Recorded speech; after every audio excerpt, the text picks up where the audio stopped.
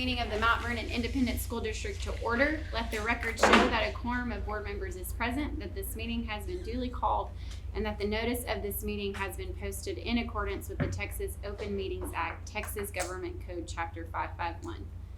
Do I have a motion to certify the agenda? Aaron makes that motion. Do I have a second? Seconded by Kathy. All four? 7-0. Let me lead us in an opening prayer.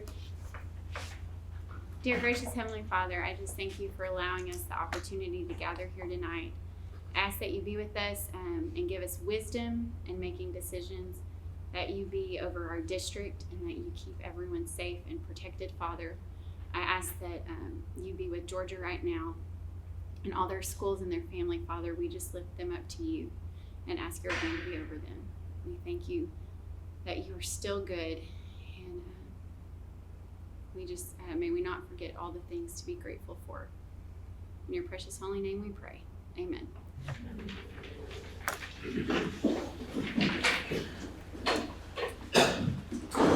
Allegiance to the flag of the United States of America and to the republic for which it stands, one nation, under God, indivisible, with liberty and justice for all. Honor the Texas flag. I pledge allegiance to thee, Texas, one state, under God, one indivisible.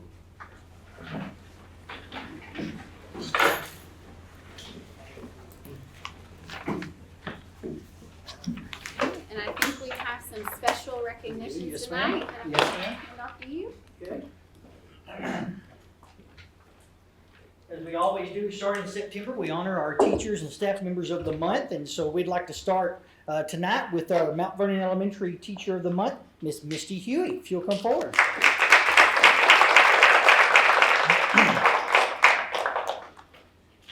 Let me share with you what was written about Miss Huey. It says, Misty Huey joined the Mount Vernon Elementary staff this year. Although new to the district, she is not new to education. She came to us with 19 years of experience and a huge heart for students in reading and writing. As she navigates the new school family, she has joined right in as a contributor to her team. She has already proven to be a solution seeker, outside of the box thinker, and a positive addition to our staff. Her we can attitude is contagious. I feel extremely blessed that Ms. Huey chose Mount Vernon Elementary to call home, and I look forward to watching the positive impact she will continue to make on the lives of the students. So the Mount Vernon Elementary September Teacher of the Month, Miss Misty Huey.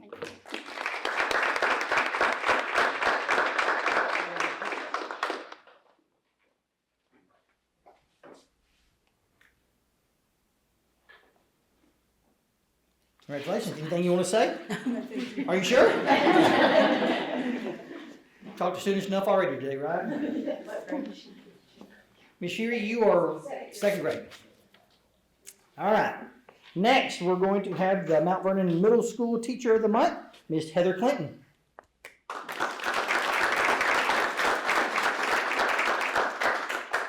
Share a few words about Miss Clinton. It says she is the 8th grade science, destination imagination, 7th and 8th grade GT teacher, 7th and 8th grade student council advisor, UIL academic coach.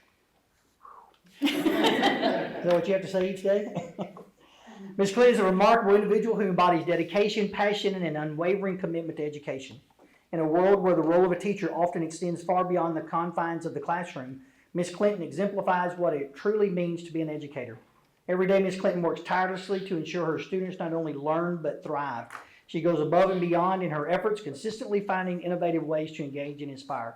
Whether it's coaching our Destination Imagination team, advising the 7th and 8th grade student council, or guiding our UIL academic teams, her enthusiasm and energy are contagious. But her impact doesn't stop there. Ms. Clinton actively participates in various campus committees, always eager to contribute her insights and experience. She also takes the time to mentor our new teachers, ensuring they feel supported and empowered to succeed in their new roles. Her willingness to lend a helping hand and offer guidance speaks volumes about her character and her dedication to her school community. In everything she does, Ms. Clinton is driven by one simple goal: to create a nurturing environment where our students can excel. She is a beacon of positivity and a true champion for our young minds, always striving to make our campus a better place for everyone. Mount Vernon Middle School Teacher of the Month, Ms. Heather Clinton.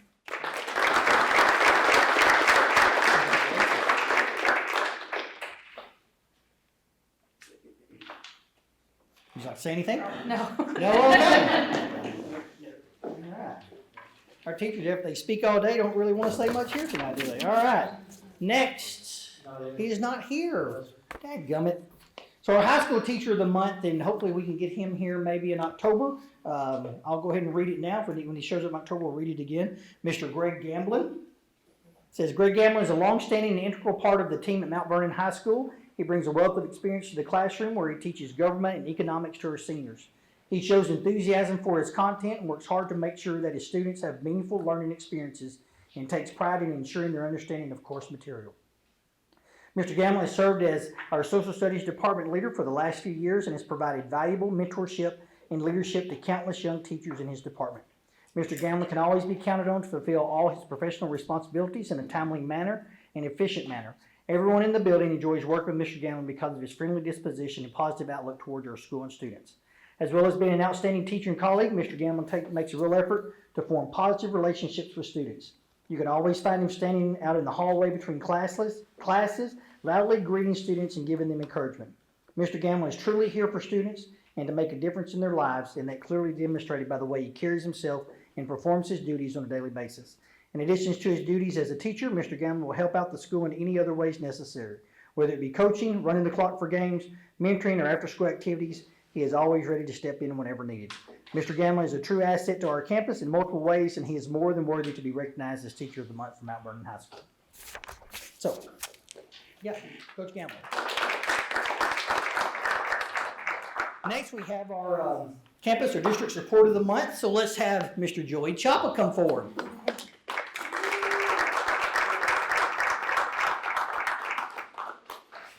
Joey is a part of our technology department and has been with us a little over a year. Isn't that right? About a year? Just about a year. About a year. Says, I'm writing to spotlight a truly positive influence in the technology department, Joey Chapa. Joey has been bragged on numerous times since starting in Mount Vernon, has been quoted to be sweet as sugar. Okay. Joey's been with us almost a year and has made significant positive changes in our technology department. He works very hard each day and never, ever complains. His rapport with staff in the district is great. As the technology director, I throw a lot of tasks at Joey, and he never asks questions from me or gets them done immediately. Joey goes above and beyond of our technology department and is described often as being awesome. Joey can also fix just about anything, and if he can't, he will research it until he finds a solution. He is extremely willing to learn and grow his skills day in and day out. Joey is a huge asset to Mount Vernon ISD, and I am so thankful and proud to say he is a part of our technology team. We truly appreciate you, Joey, and your positive energy you give to Mount Vernon ISD. He is a difference maker. Our support staff of the month, Mr. Joey Chapa.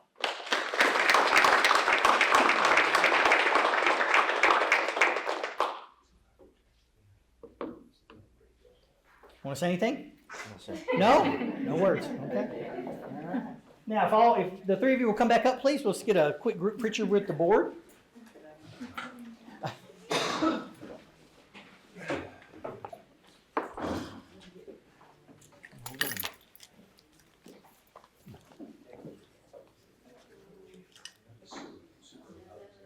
You'll be able to get everybody?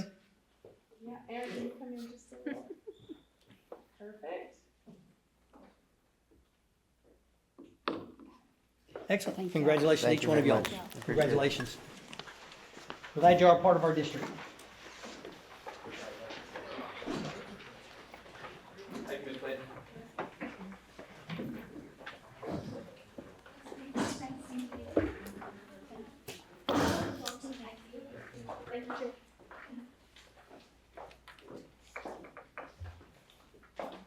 And next up are information items.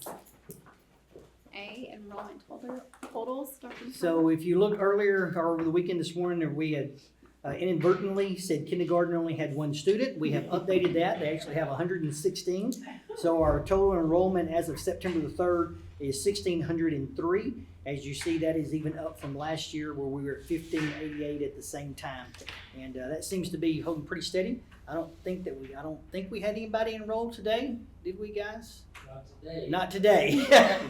But I say, see, we've been having a pretty steady stream of folks. So, like I said, we're excited about that. It will create some new challenges for us if we continue to grow in regard to staffing on our campuses. But that is something that we're looking at as well. So, When's the last time was it pre-COVID that we've been seeing above 1,600. Correct. I think the last year we were above 1,600 was 2018-19, I believe. That's great. And then our campus department updates. I'll go first.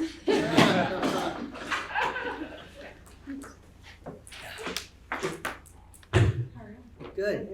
Woo, okay, so I'm gonna brag a little bit on our campus. We've had the highest daily rate of all three campuses at about 96 or above. Friday was a little low, but that's kind of to be expected.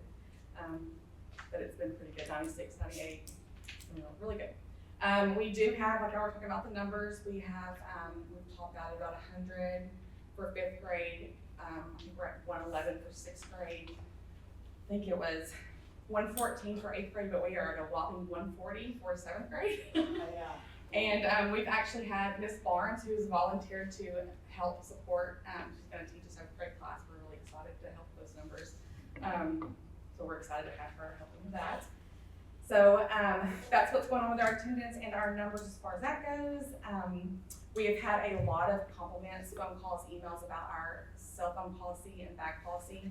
It is a big hit for not only our teachers, but we are seeing kids talk in the hallways. We are seeing less drama, which is a huge thing for middle school. That would be the bags being in the lockers. It's been a really good thing. KETX actually even called and to do an interview over how that was working out for us. So I'm excited about that. Awesome. Students are getting accustomed to planners. We have also had emails and phone calls from parents about that, because now they expect it every time they come home. They know they can check planners or homework folders, and there should be work in there. So that's working out really well. The students are actually talking about how it's helped them organize their life a little bit better, which is a highlight for middle school. Our volleyball teams are doing really well. They are actually playing tonight. I think pretty much they're pretty consistent on their wins and stuff. Our football team starts Thursday in Pottsboro, and we're really excited about our student council this year because it is an election year, and so we're getting to teach and kind of lean on that whole fiasco excitement, if you want to call it, whatever you want to call it. So we're teaching our kids as far as how that works. We are doing elections in student council versus just letting them kind of walk on. I think 5th and 6th grade will be an introduction to student council, and then 7th and 8th grade, there's actually going to be elections and positions and stuff like that. So, and they've already sent in their list of to-dos, which is really exciting for the year. We are going to have, at the end of each 6 weeks, spilling the Tiger Tea when we meet with our parents and offer them time to come up and visit with Miss Butler and Miss Walker and myself. Kind of just to give us their outlook on how that 6 weeks went for them, questions they may have about our campus and things that are going on, and just kind of keep them in the loop of things we have planned for the rest of the year. Anything else?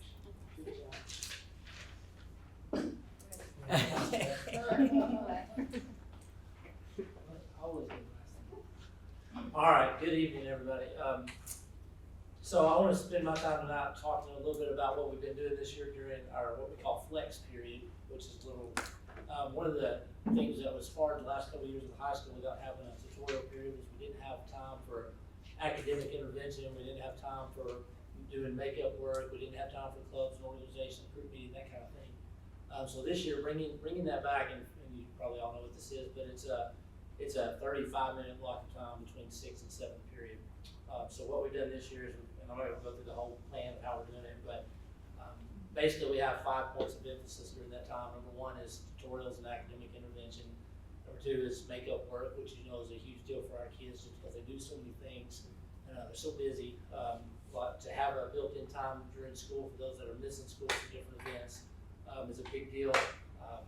The third thing would be House Bill 1416. That's the intervention that we have to do for kids who failed the STAR test. That's also taking place during that time. Clubs and organizations meetings. So we had Interact Club meeting last week during that time. You know, we've had National Honor Society meetings during that time. And then the last thing is practices such as academic UIL practice. Also like competition ag type stuff is going on during that time. So just anything and everything that could be happening. We have a really good plan in place this year as to how we're documenting all the things that are happening. Just for example, we've only been doing this for 3 weeks, so at the end of last week, we've had about 100 students have been in for individual tutoring during that time. So about 20% of the campus so far has been in on that. Over 200 kids, and some of these are the same kids, but 200 kids have been in doing makeup work during that time, and then about 60 doing 14, 16 work, and then countless clubs and organizations and different things going on. So we've been really happy with how that's went so far this year. We still got a few kinks to work out in terms of making sure we're getting the kids that are, all the kids, no, it's gonna be hard to get them all, but as many as we can that are failing classes into the right places during that time. And been working on that, even on the athletic side. Coach James has been working with me to make sure the athletes are getting to where they need to be during that time as well. So we've got a lot of things going on, but so far it's worked really well, and it's been by far the best thing we've done so far for a tutorial period in my 9 years. So really happy with that, and hopefully we can continue to kind of fine tune and tweak the process, and by the end of the year it'll really be rolling efficiently. Just a couple of other notes I wrote here. Attendance percentage, not as high as the middle school, but we're sitting at just under 95%, 94.8, which is still pretty good for the high school. Actually, it's not even seniors that are the lowest right now.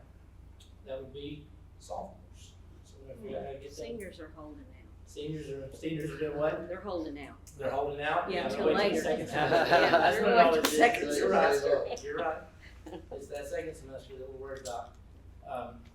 And as far as Dr. McCullough brought up enrollment, but we was 509 at the high school, which is, somebody might check me on this, but I don't think we've ever been that high in the last 10 years. I know for sure not since I've been here.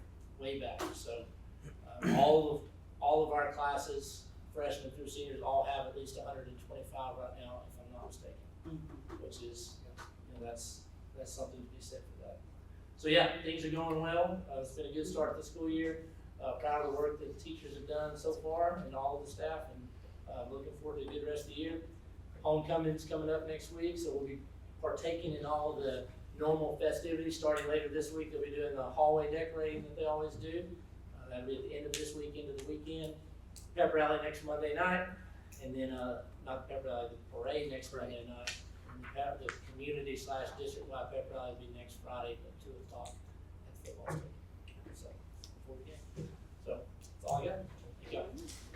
Mr. Glover.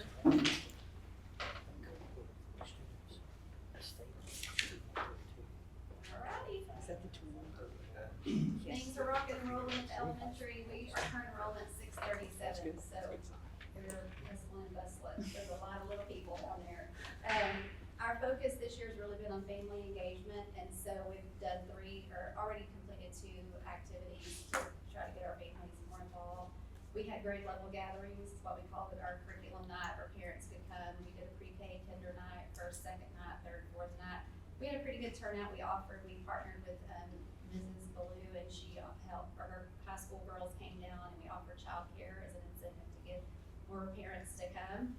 And so it's hard for us to expect things out of parents if we don't explicitly tell them what we need from them and their support. So we felt like that was a good investment of our time.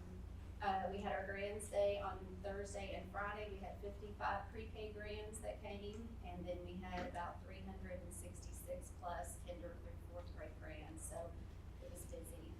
And so I thanked all the grandparents for their patience, and I know that we can improve. We're to the point where we're probably gonna have to divide it up and have 2 separate occasions for the kinder through 4th. But it was fun seeing the grandparents there.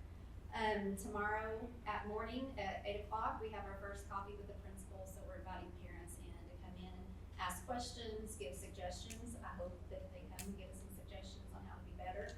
We have a student panel of 4th graders that are gonna come and explain how we are involved in the Capturing Kids' Hearts process, how the social contracts were written and formed in each classroom, what that means to them and how it's affected them in their education at Mount Vernon Elementary. And so we're excited. I met with them today and we did a little practice, just the whole introducing themselves. So we're really trying to build our student leaders. All of our kiddos are going through our beginning of the year assessments. So we'll have all that data soon to start delving into that to see intervention and how we need to help kids to be where they need to be. September 13th, the rest of our staff, our caras will be trained in Capturing Kids' Hearts. We're super excited about that. And then we have a campus training on October 22nd and 23rd, and that's gonna be for our campus leaders. We'll have a group of 10 teachers that are trained in additional steps and how to help implement that and be leaders on our campus. So lots of good things going on. Okay. Thank you. Thank you. And then our construction update. All right, so Jackson is going to join us by Zoom, Teams. Lou was not able to do this tonight, but he is available by Teams meeting. You should be able to see him and hear him shortly. And then Hellas, Drew had a family obligation he had to take care of, and so I've got his report for him. And we'll be able to, if you have other questions from him, we can call him as well.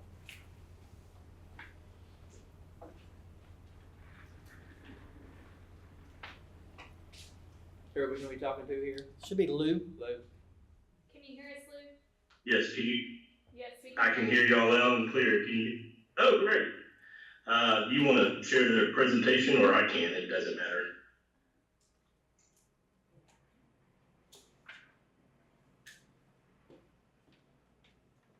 Can you see it, Lou? So, my name, yes, loud and clear. Good evening, everyone. School board, hopefully we're getting some nice weather. I like it. Hope everybody's doing well. This is the 2023 bond project construction update for September 9th, 2024. Just wanted to go through the stage where we're at in construction. We'll start with the auditorium. You want to flip to that next sheet.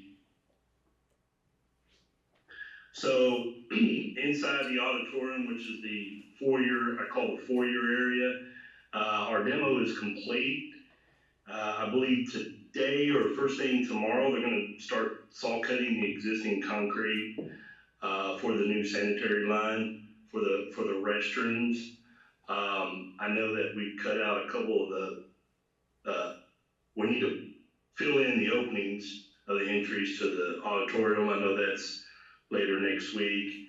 We've also cut a new opening in that stairwell that goes up to the sound booth. So there's some work progress in there, and over the next couple of weeks, I didn't include it in this presentation. You guys will start seeing some of the ductwork renovation that's overhead in those steel joist areas. So that's going on in the auditorium. Over on the new middle school addition, if you want to turn that page for me, Tara. There's a picture of just the auditorium. On the middle school addition, as everybody can see, going on, I call it the north side. Our foundation pad is complete. Technically, the dirt that's prepping for the foundation is complete. As y'all can see, it's up probably 6 or 7 feet if you've been around there on the north side. All of the underground utilities in that area underneath that building are complete. Our plumber was back today doing the rough in, bringing up the stubs. You'll see pipes. If you're over there in that area, you'll see them coming up in the center or in that vicinity of the building. Later this week, we're supposed to start the concrete piers at the end of this week, first of next week.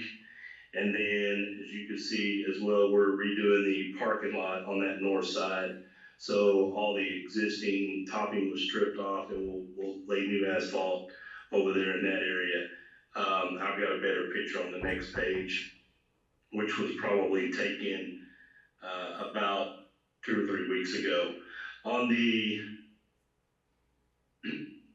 drone shot that we had, on the, I call it the west side of the campus, is the fine arts and cafeteria area. We do have a laydown yard area over there. As you can see, there's some laydown yard with temporary fencing. The remaining of the temporary fencing, we're gonna start installing on the 20th or 21st. That's gonna go across the fire lane and back over to the existing CTE, if I'm saying that correctly. And then on the 23rd of this month, we're gonna start demoing all those stairs, and we're going to start demoing that parking lot where the existing library stands. And then once we finish that on the 3rd or 4th of October, we're going to actually start demoing that walkway canopy, once that walkway up against the ag facility, once that walkway canopy comes out on the 4th, Friday the 4th, we're gonna start demoing the actual library. So if you wanna go to the next sheet, that's just an aerial shot. By the way, I don't really show it in the picture, but going south, we've also have installed probably about 150, 200 feet of water line. It's got to get back over to the main. Y'all probably seen some areas that they're going to go underneath that fire lane in the back of the school. So that's the latest update that we have on the construction. Any questions or comments or? Hello? We're here, Lou. We're here. No questions for Lou? What was the question? There's not one. That's what I was just making sure. Lou, thank you. No problem. You're welcome. Have a great rest of the week. Okay, a little bit, so in terms of a couple things. As he starts demo, the canopy's coming down in between the library and the ag facility. But they're going to put up a temporary, a year worth of temporary walkway for students to still be covered. I mean, so they're gonna cover it so it will be out of the rain. Also for cafeteria workers coming that way. Talk to them Friday about what they're doing fencing out front, and we're gonna meet again tomorrow, kind of talk through that a little bit more. Craig and I visited some more about it this morning. Friday, kind of how we talked about it. So the edge of the new cafeteria goes across this road here into the that little grass part of the median of the parking lot, kind of where the cafeteria will go to, the edge of the cafeteria. So as they start demoing here, what Jackson would like to do is go ahead and fence it all off just once instead of having to fence it and then come back and change fencing again. So what we've talked about is we still have to have access to the front of the high school. And so we'll open up the drive-through that comes here around that's closed right now, and they're gonna move their containers a little bit and build a couple 5 to 7 temporary parking, enough for 5 to 7 parking spots. So for those who need to, visitors, parents who need to bring something to the front office, whatever, they'll come through, pull that parking spot, come up to the entrance, come at the front here, and then they will just back up and go back out the same way they came in. You understand what I'm talking about? I'll take you out there and show you kind of what we're talking about. Also, what I'm going to talk to them about is we're going to have to do one of two things. Regardless, our students we're not going to have to start in about 2 weeks. Our students won't enter through the front of the high school in the morning. They'll all come through the back. But a part of that is going to be we're going to have to get KLC back out, and according to which one it is, what I'm hoping is they're going to be able to put temporary fencing down the walkway still that will close off the ag facility that's going to be tore down, but the students can still come in through the parking lot and come in this northeast door down here by the cheer room. And we'll get KLC to install one of our new, basically one of the new cameras that they can be buzzed in if somebody's late or misses first period or something like that. Because if not, then the entrance is going to be down by the art room. I think that's just too far for Heather to have to be set, or whoever's at the front desk, and somebody needs to come in, that we're buzzing somebody from there. So we're going to work here, but it's kind of give you an update, kind of what that looks like. We're still logistically working through that of still making sure that we still have entrance here to the front of the high school, and that we can work with the students and teachers where they're coming as well. Okay. I'm just thinking safety-wise, like, just before that's done, because is there a way to do that now? Like you said, there's not a camera now, so it will be. No, they'll be installed before all this is done. And we'll have that. Mm-hmm. Yeah, just so we have one here in the front. I mean, the entrance to each campus has one where you're pushing the button, they see your face. Will you be able to see it at all times, so like that door doesn't get propped open or held open, or? I guess that's I would just say the high school safety staff, Mr. Glover has folks in between each period, as well as JP and other officers are constantly patrolling and checking doors. If one's propped open, they will close it or see it. So. Thank you. What little light, but Yeah, what little idea. And I will say that over the past month, the high school has had very few doors that we've found open. This building. Some other doors, kudos to Bobby and Taryn and the entire staff. As soon as we submit the work ticket on those doors that are not latching all the way or closing all the way, they're not really quickly. But as far as this building, we find very few that are propped open, exterior doors. I'll give kudos to JP as well. When he came in, one of the things that he instituted was a QR system on the doors so that when he or Blake or Heather are going around doing their door checks, they're scanning it. So it's an immediate entry into his spreadsheet. If a door is not locking or closing correctly, he notates that, takes a picture of the door. Bobby gets access to it so that they can, isn't that right, Bobby? So they see it, he's part of that, so they're able to correct it pretty quickly. And then there's another, I guess when they correct it, it goes back in the system that is corrected. I mean, I see those emails daily as well. And so it's a good system. Again, they've done a really good job of trying to make sure that's taken care of. That's part of our weekly door log check that TA requires, and so they've put that in place to help with that as well. So, any other question in regard to Jackson's part up here? Any questions on that? So what also will happen is when they pull this fence across in 2 weeks, I think I put in my Friday update, we'll start communicating this with a picture graph of what we're talking about. It'll close off, right now, middle school in the morning and afternoons has basically three lanes of traffic, 3 rows of traffic. So the top one up closer to the buildings will be closed off because there's a parking lot there that's not going to allow them to come through. So it'll be 2 lanes or 2 rows of pickup drop off.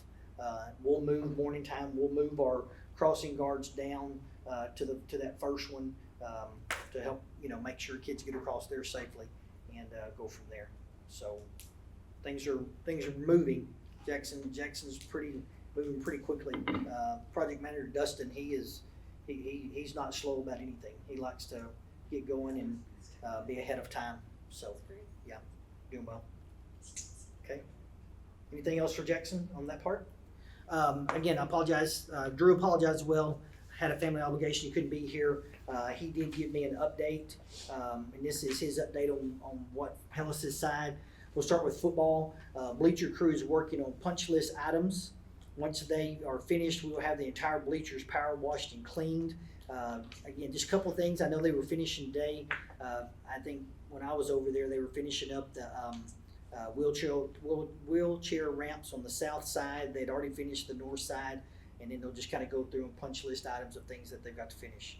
Masonry crews, I don't know if you've driven by or taken a look, man, the masonry crews on the ticket booth as well as the restrooms have been working really hard. They've already started on concession as well. Let's see, it says while the plumber and electrician work in the chases of the restroom buildings, once they're done with the chase walls will go up, the roofs will go on, and then we'll be in interior finish out. Concrete crew is working on the remainder of the concrete flat work around the buildings, which should be completed and finished prior to the next week's games. And their goal is to have the restroom, concession, and ticket booth buildings open and operational for the last couple of home games. Baseball, softball, tennis. Fence crew is on site this week working on punch list items and installing windscreen. Tennis court servicing repairs are complete. I will say that Craig went with me out last week. We were on the tennis courts. They wanted me to sign off on the painting part. There were just some issues that as we were going through, we weren't happy with. Got with Drew on the phone. So I've not signed off on that yet. Still some work. I know he says it's finished. I didn't get a chance to go back out today and see if they finished that over the weekend. But before we sign off, we'll make sure those issues are addressed. Buildings just like it, installed the doors and countertops for the restrooms and the concession at the baseball, softball. And as soon as the concrete crew is finished with the flat work on the football, then they're going to go over and finish the baseball, softball flat work over there. Dirt contractor will fine grade grass areas this week to be ready for hydro seed, and the electrician is working on their punch list items as well. So that's Hellas's update in regard to the part they're doing. I know it's been talked about a little bit, so I was asked to kind of say something about this as well for those who do look at it on or watch our board meeting online or on our YouTube channel. And that is, through the contract that we have with Hellas, Mount Vernon ISD and Hellas Construction, the contract they entered into with a substantial completion date of August 9th, 2024. The contract states that the district can recover $1,000 per day for each and every calendar day of unexcused delay in achieving substantial completion. The sums payable are for liquidated damages and not penalty.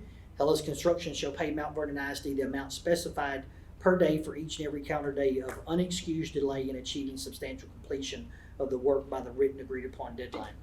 Now, and I think what we need to understand for sure is the unexcused delay.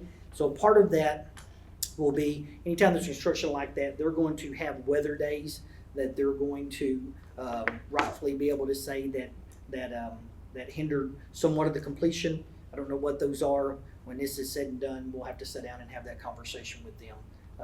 But again, we are under contract with them. Substantial completion date was August 9th. Of course, they're not there. We're a month now past that, and they're not substantially completed. So as of right now, barring any weather days that we would have to work with them on, it's $1,000 per day per calendar day until they finish. Okay.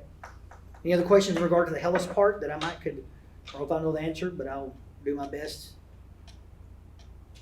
Are we still paying?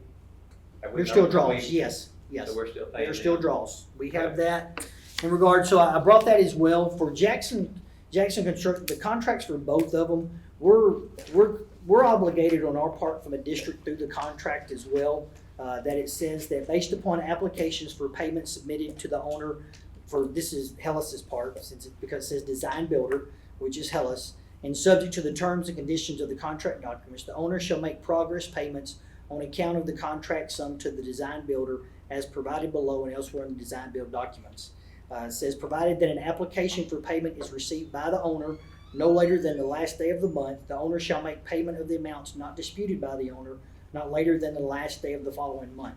If an application for payment is received by the owner after the deadline stated above, and the engineer's certificate of payment is not received by the owner at least 1 week prior to the next Board of Trustees meeting, the certificate of payment will be submitted to the owner's Board of Trustees consideration at the owner's regular board meeting the month following the month in which the certificate of payment was received. So in essence, like I said, our part of that is when they submit the payment, unless there's a dispute in regard to what they're saying of work that is completed, then we're obligated to pay that amount. Okay, Jackson's is the same way. Jackson they've only submitted one so far. That was at the 1st of August. Lou, as we've had our bi-weekly construction meetings, they'll start submitting those to the district on the 25th, around the 25th of the month. Hellas has not really necessarily been on a schedule that like Jackson's talking about. So, any questions in regard to that I could answer? Any idea how much we still owe them? Yep. As of like right now? Have all of that for you? Yes. There's 30 there. This one. That's right. I asked Craig to put this together for you as well, so you'll have is there not an extra one? That's fine. I'll do it. Maybe I have mine over here. So just a breakdown of the bond information. You can see we've made 2 years worth of payments to WRA, our architect, for $2.2 million, a little over $2 million. Jackson so far has only submitted invoice of $812. Stansel on the welding lab is $292,000 and some change. We've had to pay for a survey, bond consultant, land testing, asbestos work that comes out of the bond funds as well, and then shows you what we paid Hellas in 22-23 and what we've paid so far in 23-24. Total of $14,154,332, and there's still about 2.4. I think that's right, around 2.4 million left that's not been paid. Other expenses you see there, it came out of the bond money, land purchase of $151,000, and Peoples for work they've done in running fiber to the football. I don't know, is that considered football field as well, or is that just baseball, softball?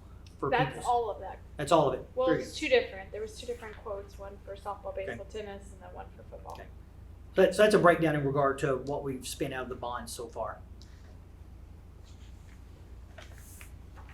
And they don't get final payment until we There- have There's, it, there's retainage on both contracts that are, till it's all done. until we have the final punch list. I think- It's to our, I think on baseball, softball, tennis, I think there's still, not counting retainage, there's still about $161,000 that they've not billed for. And then on football side, it's around, I want to think 2.2-ish, somewhere right around there. What's left, it was still, the majority of that was in buildings. There were still about 1.8 million in buildings that they've not billed for on the football side. So we're getting close to hopefully completion of Bond B, hopefully. Even football is 2.264. Okay.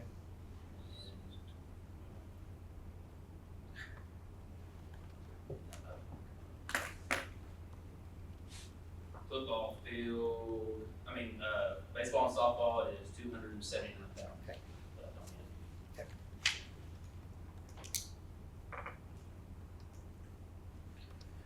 Any other questions in regard to the construction update with Jackson R. Hellis, anyone?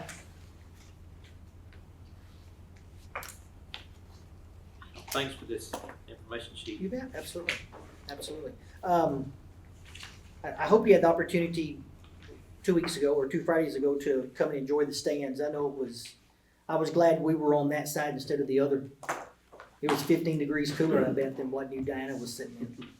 it was a different, As well, I mean, I just thought it was really nice. I mean, I think it's, It was really Again, I nice. think It when was it's all- kinda hard. When you're used to sitting on the other side, it was kinda awkward. oh, it was different, wasn't it? Yes, So, and again, it that's gonna be was. another part of us getting used to, I think, of again, that's where I'll be glad, and I know, I'm sure Coach George and other coaches will be too, when we're able to get the visitors locker room, built and moved so that we're not having to wait or have any opportunity for the halftime or pregame or postgame of, the two teams having to cross each other. Again, both teams did well, other than that, I don't anticipate anything different, but you never know. So, them coming out of that end will, I think, be helpful. I will say this as well, I know it was brought up, so we'll say about it again about, I don't know that we have anything in policy anywhere about chairs on the track, but we talked about it, Mr. Glover and I've talked about it, JP and I've talked about it, his officer had already talked about it during the game. And what we'll do is next week when we host Atlanta, Coach George communicates on Monday with the team of kind of where they're going to park, what locker room they're going to have, game time, things like that. So we'll have him communicate as well about no chairs on the track. Like I said, if they've got some coaches' wives or something that don't want to sit in the stands don't usually do so, like several of ours do, if they need to be in a D zone, then we'll work with them on that there. But we'll communicate that with them ahead of time to make sure that there's not chairs on the track. So we'll do that. Okay. We got a game here for Thursday. Have a junior high game. Yeah. No, JV. JV, sorry, that's right. 7th, 8th grade go to Pottsboro. Congratulations. Just get your room and stay over there Thursday night. Linda, they won't ever know what it was like at the junior high at 5 o'clock, sit over there in the heat, junior high game. I did look across and think, did we really fit over there? Did anyone else I think know. that? Yeah. I was like, it looks so much smaller from this side. But it Okay, was good, and I will say, I hope that you noticed as well, I was, one of the subcontractors, Smith Construction, man, I think the job, I personally think that what's now the visitor side looked really nice. I mean, spruced up, fresh coat of paint, I think, it really popped a little more with the purple being freshened up. And, the film deck, I think that they worked on. I did have a community member reach out to me concerned about the safety of it, talked to Smith Construction about that. I went up there and looked, and by code, they had the railing where by code it said, but it's still kind of, you're looking and thinking, God, it could be a little higher. Talked to them about that. They went back up. Matter of fact, that day, Friday, or maybe it was Thursday before Friday night's game, and installed 2 more rails and painted it to take care of it. So oh, again, that's great. worked real quick to help work with that as well. So anyway, sorry. Oh, that's great. And then anyone sign up for open forum? No, ma'am. All right, so we'll move on to the consider approval for the consent agenda. Do I have a motion for the approval of the consent agenda? Make a motion. Kyle makes that motion. Is there a second? Second. Seconded by Linda. All four. That would be 7-0. And then we'll move on to action items. And action item A is consider the approval of vendor proposal for custodial supplies for the 24-25 school year. Yes, ma'am. As you see, there's the rationale provided there. For the last several years, Bobby and the business department put together a rubric to try to receive the best price for the custodial items that we use. So we have get back to it. We have the list there that shows you, had two companies that bid each group that we had, Baxter and Abernathy. And so it would be our recommendation to you as a board to approve the custodial supplies as listed or as presented. Most of them are by Baxter, but there's I think five different groups by Abernathy. So we'd make that recommendation to you to approve that. Are there any further questions? I'm going to make the motion that we approve Abernathy Company and Baxter for our custodial supplies for the 24-25 school year. Do I have a second? Second. Seconded by Linda. All four? 7-0. Very good, thank you. Action item B, consider annual approval of extracurricular status request resolution for Franklin County 4-H organization. Something that we have done in the past, it allows our students, when they do things with 4-H, if it's on a school day, to be, that Ms. Sarah Brood is able to be considered kind of adjunct staff members, so those students can receive excused absences for those. It's just that resolution that's presented to you. This year it is just Franklin County. I think maybe last year, year before, Titus County was a part of it, but what I understand, they don't have an agent at Titus County at the moment, and so it would just be for Franklin County this year. So I'd make the recommendation, I'd ask that you approve that. Okay. Do I have a motion to approve the extracurricular status request resolution for Franklin County 4-H organization? Motion made by Kathy. Do I have a second? Second. Seconded by Aaron. All four? 7-0. Okay, thank you. All right. Now it is 6:02 p.m. and we will convene into closed session for personnel matters pursuant to Texas Government Code Section 551.074 and to address legal concerns, implications, and questions regarding to the posted agenda items pursuant to Texas Government Code Section 551.071. To consider matters discussed in closed session, the time is 8:54 p.m. Madam President, we have no, my glasses. We don't have any professional contracts, or resignations. I knew that's what it was, sorry. Ooh, that wasn't very clear at all. So I have no personnel report at this time. All right, so we will adjourn this meeting at 8:54 p.m. Very good, thank you. All right.